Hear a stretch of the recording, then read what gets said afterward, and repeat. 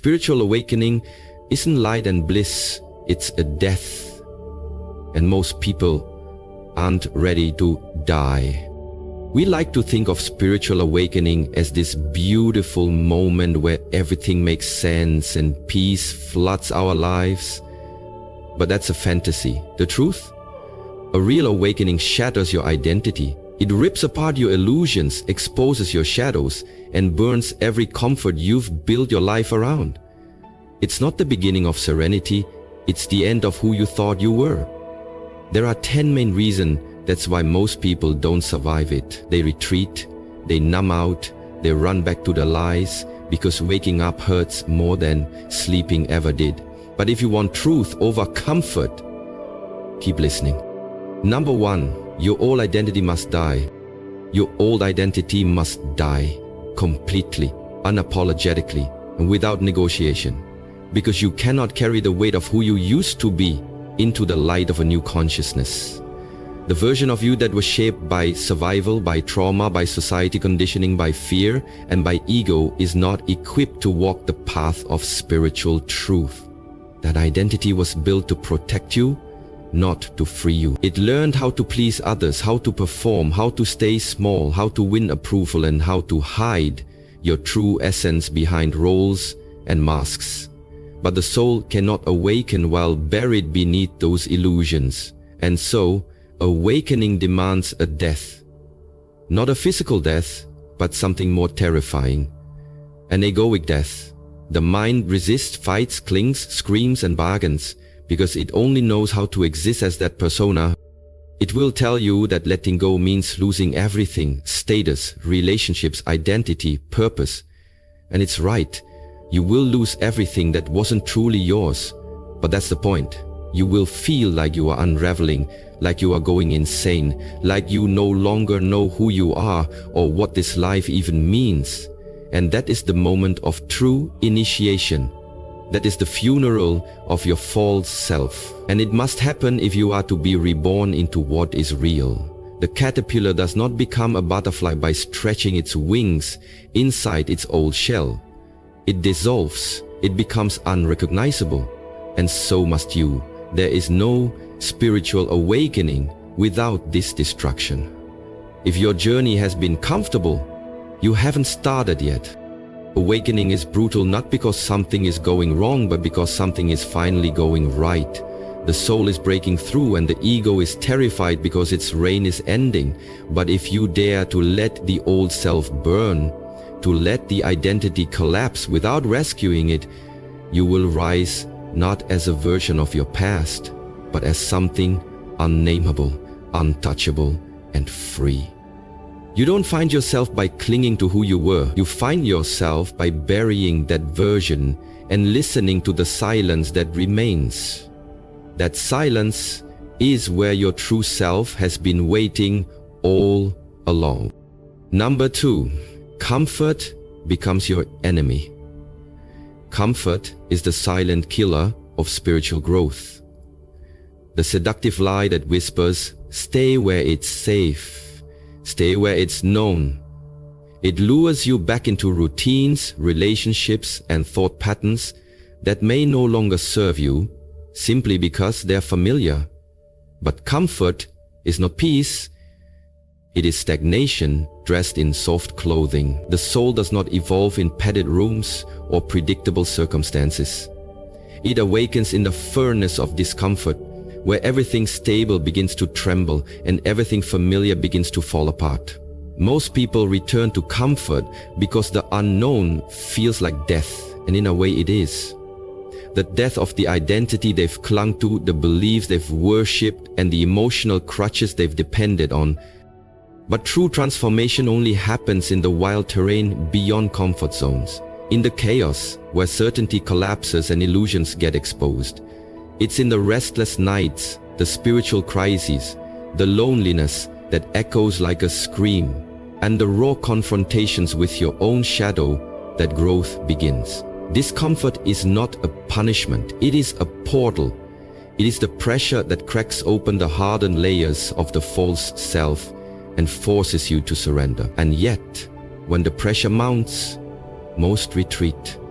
They go back to the relationship they outgrew, the job that drains their soul, the belief systems that no longer resonate, because those things offer familiarity, even if they're toxic. But nothing alive stays the same, and your soul is no exception. Growth demands that you choose evolution over ease, purpose over pleasure, truth over tradition. It demands that you sit in uncertainty without reaching for distraction, that you walk through fear without needing guarantees, that you let go of what you thought you needed in order to discover what you actually are. Spiritual awakening begins the moment you stop asking, "How do I stay comfortable through this?" and start asking, "What is this discomfort trying to teach me?" Because every time you choose to remain in comfort over growth, you say no to your own becoming. But when you lean into the burn, when you stop treating pain as a mistake and start treating it as your teacher, you realize discomfort is not your enemy. It's the only thing that ever made you real. Comfort protects the ego. Discomfort frees the soul. Number 3, you lose people. And that's part of it. One of the most painful but necessary truths of spiritual awakening is that you will lose people. And it won't be because you've done anything wrong. It will be because you're no longer the version of yourself that fit into the spaces and dynamics you once called home. When you shift internally, when your awareness deepens and your values begin to align with your soul rather than your conditioning, your external world cannot stay the same. Relationships built on your old identity start to crack. Not because you don't love those people, but because love built on illusions can't withstand truth. Friends you once laughed with may feel like strangers. Family members who once celebrated you may now look at you with confusion, judgment, or even rejection. They'll say you changed, and they're right. You're not the same. You're no longer willing to dim your light to be accepted, no longer able to lie to yourself just to keep the peace, no longer interested in playing roles that suffocate your spirit. And as painful as it is, this is not a sign of failure. It's a sign of authenticity. It's not that you're broken, it's that you're becoming real. And the more real you become, the more you'll feel the friction between your truth and the identities others want you to maintain. Some people were never in love with you, they were in love with your compliance, your agreeableness, your predictability. The moment you begin to walk your own path, you stop being convenient to those who preferred you, silent, small, or easy to manage. But this loss is sacred. It clears the space for soul-aligned connections, for relationships that honor your truth rather than suppress it. It teaches you how to stand alone, how to trust your own inner compass, even when no one else sees what you see. And it reminds you that awakening is not about gathering approval, it's about shedding everything that isn't real, including relationships that cannot grow with you. You will mourn, you will question yourself. But in time you will see that losing people was not a tragedy, it was a clearing.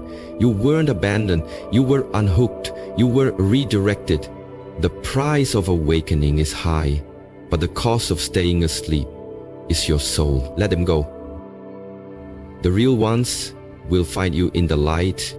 Number 4, there is no map.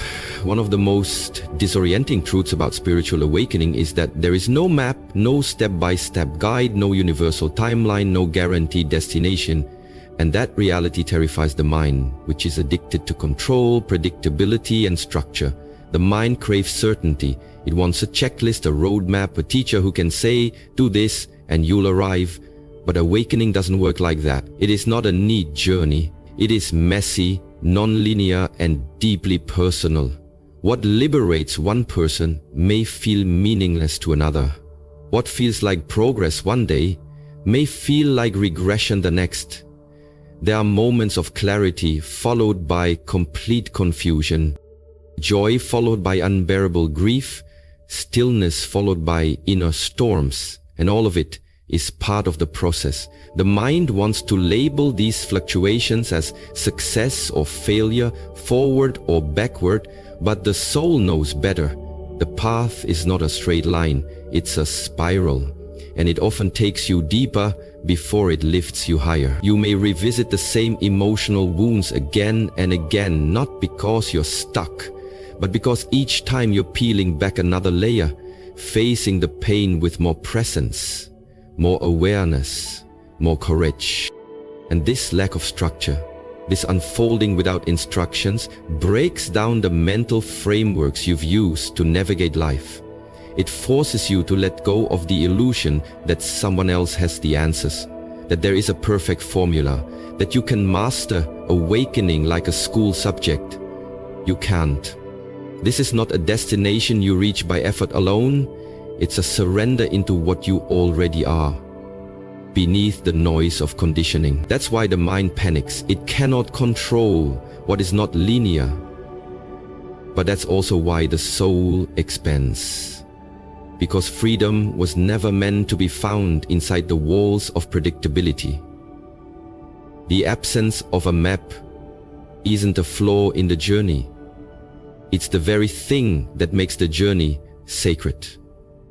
It requires trust in the unknown, faith in the unfolding, and a willingness to walk blind while feeling everything fully. You are not here to follow someone else's path. You are here to walk your own, even if no one understands it, even if you don't understand it. Because awakening is not about reaching a fixed endpoint. It's about becoming radically honest, deeply present, and fully alive in a process that can't be controlled, only surrendered to. Number 5, your mind will turn against you. During a spiritual awakening, one of the most jarring and often terrifying experiences is realizing that your own mind, the very thing you've relied on to navigate life, can and will turn against you. As soon as you begin to peel back the layers of your conditioned self and step toward truth, the inner voices that once whispered beneath the surface rise up in full force. Doubt screams that you're delusional.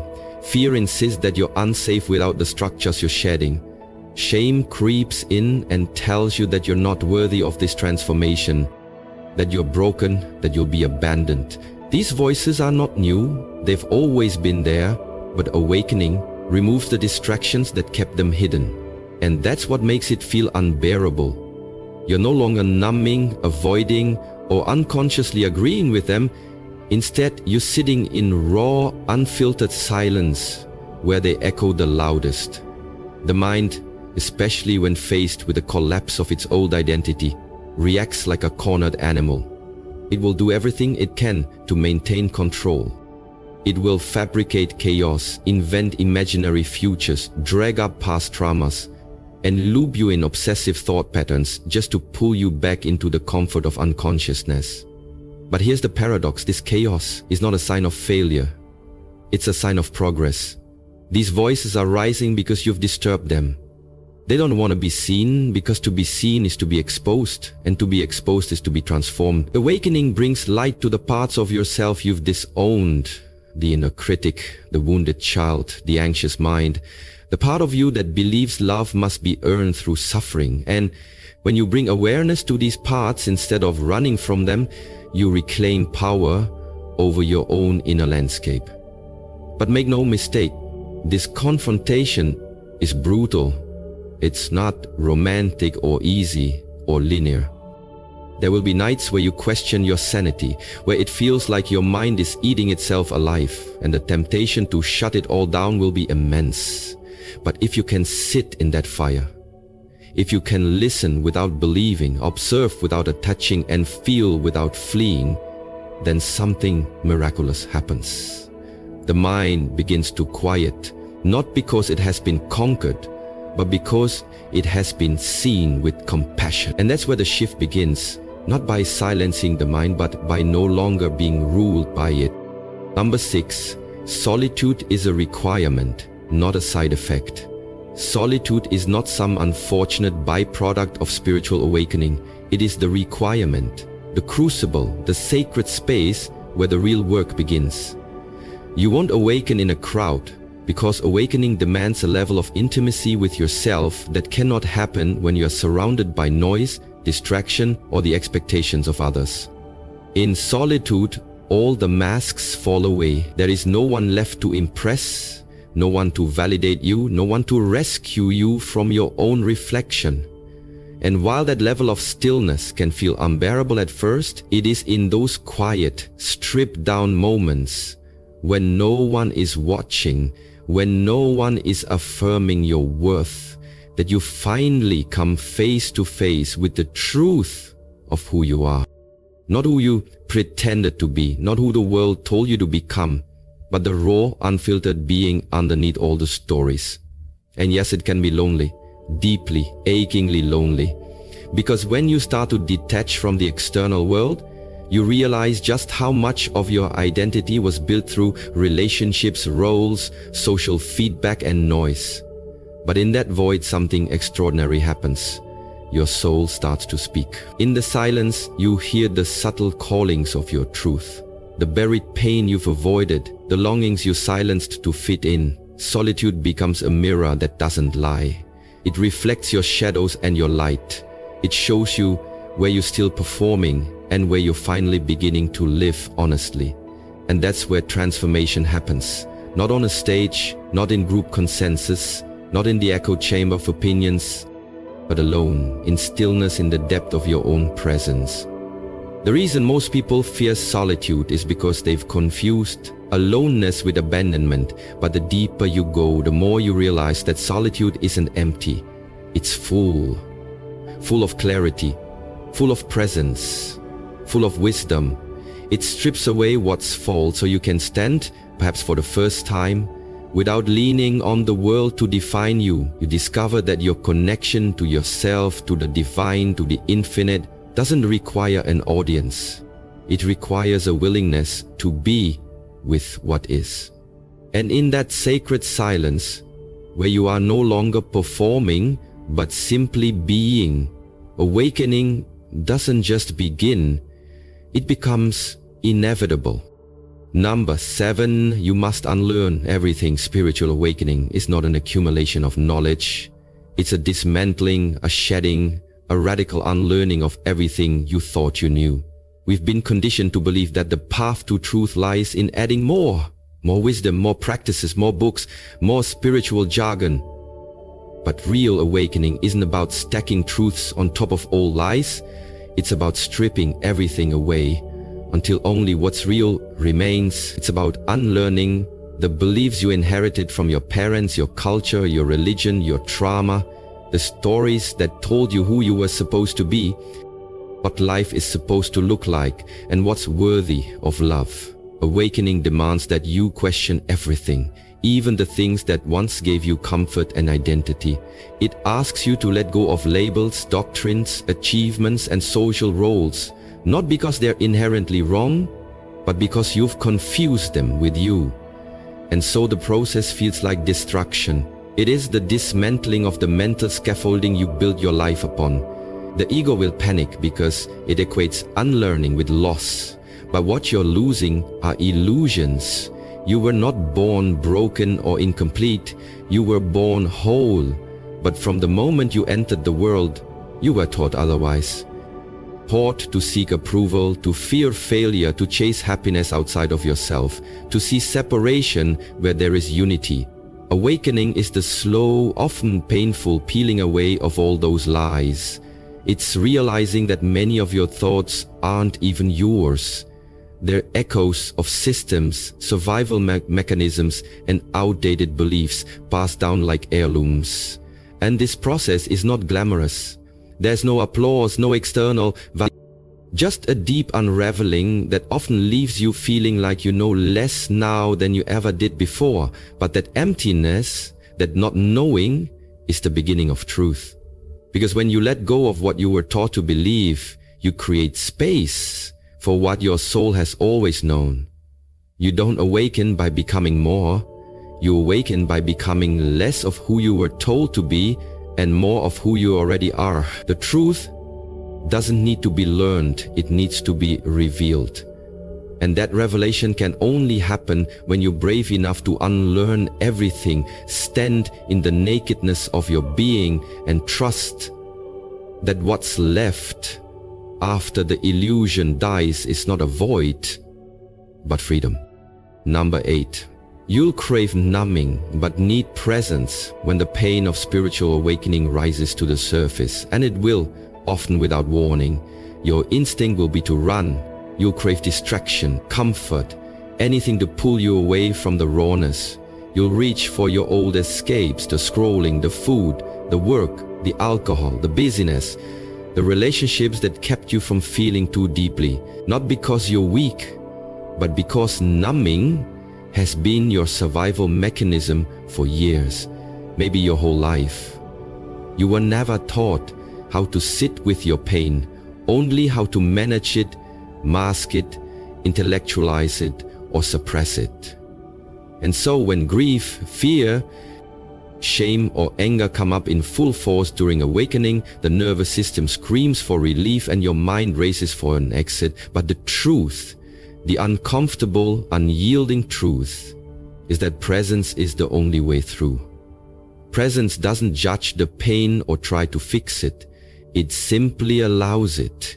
It holds space for the messy, chaotic, uncomfortable parts of you that are surfacing, not to punish you, but to be integrated and finally set free. Numbing only delays the process, prolongs the suffering, keeps the wound buried and festering. But presence, the courageous act of staying with yourself in the discomfort, is the medicine and the mirror. It's the medicine because it allows healing to begin in the very place the pain was born, in your nervous system, in your subconscious, in your body. And it's the mirror because it reveals what the pain is trying to show you, where you've abandoned yourself, where you still carry stories of unworthiness, where your fear has been running the show. Most people never awaken fully because they refuse to feel. But awakening is not a concept to be understood. It's an experience to be lived through. And presence is the portal. It requires sitting in the fire without flinching, breathing through the ache without escaping, witnessing the storm without needing it to end on your timeline. And when you stay, when you truly stay, you realize the pain was never your enemy. It was your invitation. It came up not to destroy you, but to show you where your soul was still trapped in old stories. So when the craving to numb arises, pause, breathe, feel, and remember, the pain is not asking to be solved, it's asking to be seen. Number 9, you realize you were never in control. One of the most humbling and jarring revelations during a spiritual awakening is the realization that you were never truly in control. Not of your life, not of your circumstances, not even of your own path. For years, maybe decades, you lived under the illusion that if you just tried hard enough, planned well enough, controlled every detail and managed every outcome, you could build a predictable, safe and orderly life. But awakening shatters that illusion like glass, leaving you face to face with the vast, wild unknown and the terrifying beauty of surrender. Because surrender is not defeat, as the ego would have you believe. It is not weakness or giving up. It is the only doorway into real peace. When you awaken, you begin to see how much of your suffering came from your desperate attempts to control things that were never yours to command. How others see you, how relationships unfold, how the future plays out, how the universe delivers what you think you need.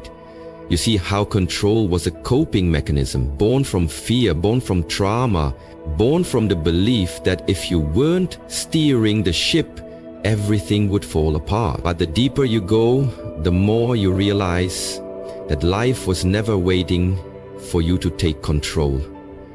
It was waiting for you to let go, to loosen your grip on the narrative, the outcome, the identity you build around knowing what comes next. True surrender doesn't mean you stop showing up. It means you stop forcing what doesn't flow. It means you trust the intelligence that's been guiding your life all along, even when you couldn't see it. It means you learn to ride the waves instead of trying to command the ocean. And yes, letting go of control is terrifying at first. It feels like death to the ego because in many ways it is. But on the other side of that surrender is freedom. Real freedom. The kind that doesn't depend on perfect plans or external circumstances. The kind that lets you breathe deeper, live softer, and move with grace, even in the unknown.